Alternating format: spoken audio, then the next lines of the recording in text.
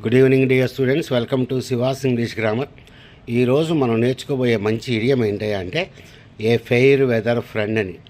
ఏ fair weather friend అంటే మీకు అన్నీ బాగున్నప్పుడు వస్తాడనమాట. మీరు మంచి డబ్బులు, హోదా, కార్లు, గీర్లు అన్నీ మెయింటైన్ చేసినప్పుడు కొంతమంది వచ్చి మీ దగ్గర చేరతారు. మీ దగ్గర అవన్నీ వెళ్ళిపోగానే మెల్లిగా జారుకుంటారు అని చెప్పి.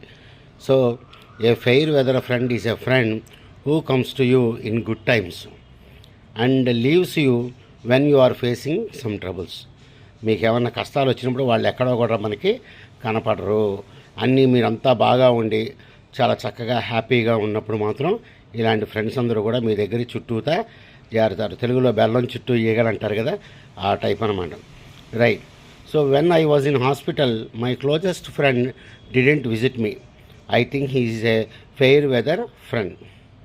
Fair weather friend. నేను హాస్పిటల్లో ఉన్నప్పుడు వాడు నన్ను చూడటానికి రాలేదు, వాడు ఏమన్నా ఫెయిర్ వెదర్ ఫ్రెండ్ ఏమో అని చెప్పి నేను అనుకుంటున్నాను అని చెప్పి చెప్తున్నాను అనమాట.